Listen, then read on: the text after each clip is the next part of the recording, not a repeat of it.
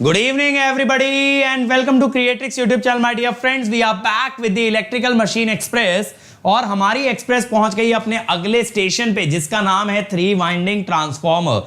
जी हां, आज हम बात करेंगे एक ट्रांसफॉर्मर की जिसके अंदर 3 कॉइल्स होती हैं, 3 वाइंडिंग होती हैं, प्राइमरी, सेकेंडरी एंड टर्शरी। और अब बनेगा मशीन्स आसान। तो चलिए शुरू करते हैं आज की journey. Let me start by introducing my self. मैं हूं आपका होस्ट एंड दोस्त अंकित गोयल, जिसका गेट में 2 बार AIR 1 रहा है 2018 और 14 के अंदर। इसके अलावा मुझे गोल्ड मेडल दिया गया प्रेसिडेंट के द्वारा जब मेरा ग्रेजुएशन पूरा हुआ 2013 में। आज तक मैं 2 लाख से भी ज्यादा बच्चों को ट्रेन कर चुका हूं फॉर गेट एंड ESE और अभी मैं अनअकैडमी में एज अ डायरेक्टर वर्क कर रहा हूं फॉर गेट डिपार्टमेंट। अब मेरे बारे में ये सारी बातें बहुत से बच्चे जानते हैं, लेकिन बच्चों मैं कहता हूं सबसे इंपॉर्टेंट बात क्या है? सबसे इंपॉर्टेंट बात है अनअकैडमी की team beat the team of teachers और the support staff. They work really hard in order to bring amazing initiatives for you guys. आप लोगों के लिए मजेदार, शानदार, जानदार, जबरदस्त इनिशिएटिव लाए जाते हैं और ये मेक श्योर किया जाता है कि हमारे बच्चे सबसे आगे रहें, हमेशा फोड़ें और कभी भी किसी भी एग्जाम में पीछे ना रह जाएं। और ये सारी चीजें आपके लिए की जाती हैं बच्चों फ्री ऑफ कॉस्ट, ठीक है?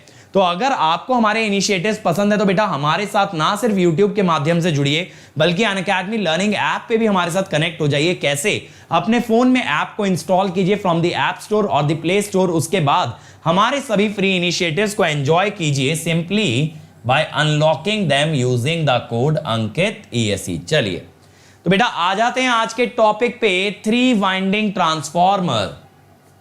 तो बेटा 3 वाइंडिंग ट्रांसफॉर्मर में क्या होता है? बहुत बार हम लोग प्राइमरी और सेकेंडरी की जगह एक तीसरी वाइंडिंग और लेके चलते हैं, that is called as the tertiary winding. ये भी सेम ही कोर पे वाउंड होती है, यानी इसके अंदर भी सेम फ्लक्स लिंक करता है जो कि प्राइमरी और सेकेंडरी में करता है, ठीक है? हम लोग यहां पे क्या बोल सकते हैं? Same flux links all 3 windings. बेटा अब सेम फ्लक्स होने के कारण क्या होता है यहां पे कि आप ये कह सकते हो वोल्टेज पर टर्न इज सेम।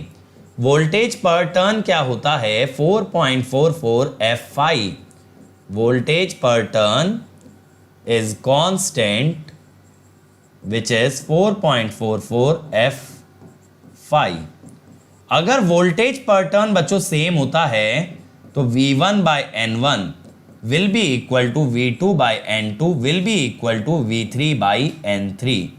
ये तीनों चीजें सेम होंगी तो यहां से आपको वोल्टेज का ट्रांसफॉर्मेशन मिल जाता है तीनों वाइंडिंग्स के अंदर, ठीक है?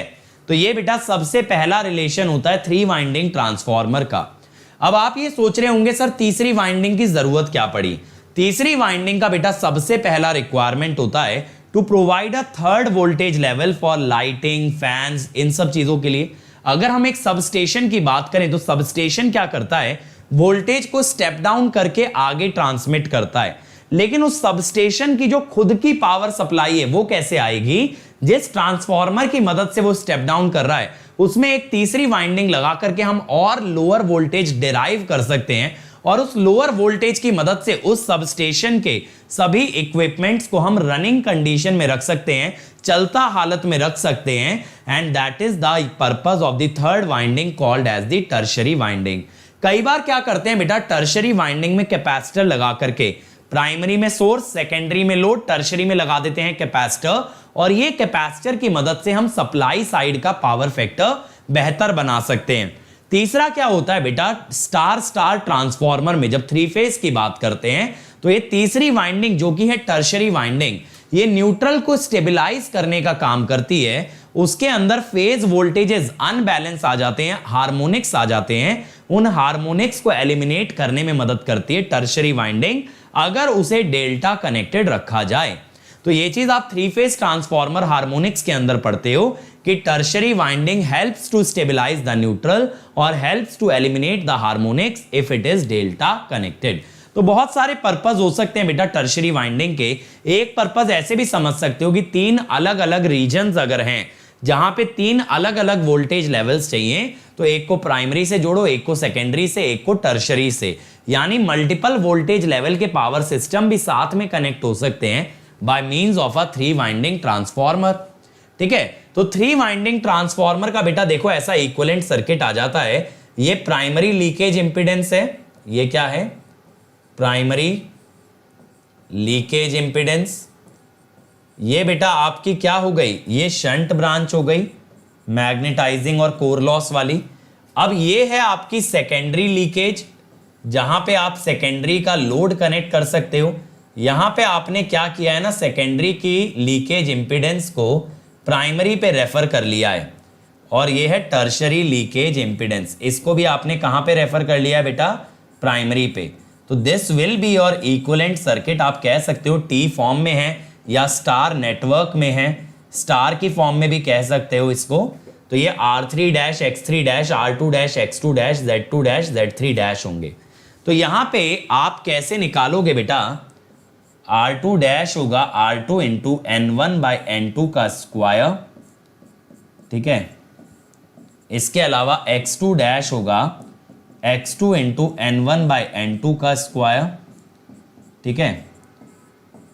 R3 होगा R3 इंटू N1/N2 का स्क्वायर, सॉरी N1/N3 का स्क्वायर। और X3 होगा बेटा X3 इंटू N1/N3 का स्क्वायर, ठीक है। ये आएंगे। अब इसके अलावा बच्चों एक और रिलेशन जो कि हमें यहां पे पता होना चाहिए, वो है एमएमएफ बैलेंसिंग का। अगर हम बात करें एमएमएफ बैलेंस की, तो बेटा हम क्या कहते हैं कि प्राइमरी के एमएमएफ को सेकेंडरी और टर्शरी अपोज करती हैं, क्योंकि यही लेंज लॉ हमें बताता है कि भाई सेकेंडरी और टर्शरी का काम है प्राइमरी को अपोज करना। तो हम कहते हैं नेट एमएमएफ कांस्टेंट होता है, और किसके बराबर होता है? नो लोड एमएमएफ के। Net MMF is constant and equal to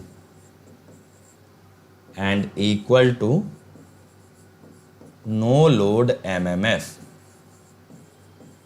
ठीक है। नो लोड एमएमएफ, सही है भाई। तो इसीलिए बेटा एमएमएफ बैलेंसिंग जब हम करते हैं तो ये इक्वेशन आपको याद रहनी चाहिए, क्योंकि ये काफी मदद करती है। तो देखो इंपीडेंस रेफरल, वोल्टेज पर turn is constant and this MMF balancing. अगर आइडियल ट्रांसफार्मर हो बच्चों तो ये I0 को 0 मान लेना, तब N1 I1 will be equal to N2 I2 plus N3 I3। और पावर कंजर्वेशन को तो बिल्कुल ही मत भूलिएगा। एक आइडियल ट्रांसफार्मर के अंदर V1 I1 conjugate will be equal to V2 I2 conjugate. ये सारी टेक्निक ना प्रॉब्लम सॉल्विंग में बहुत मदद करती हैं।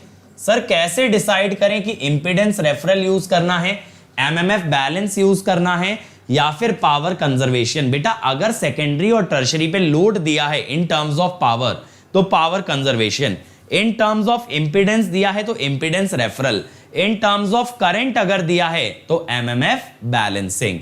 बट मेरे लिए मोस्ट प्रेफर्ड मेथड होता है बेटा पावर कंजर्वेशन, क्योंकि इससे answer minimum number of steps में आता है, minimum use of complex number करके आता है। तो ये मेथड हमेशा याद रखना। और यहां पे मैंने कोई भी लॉसेस नहीं कंसीडर किए हैं, तो मैं बात कर रहा हूं यहां पे आइडियल ट्रांसफार्मर की, ठीक है। ये काफी प्रॉब्लम सॉल्विंग में आपको मदद करेगा।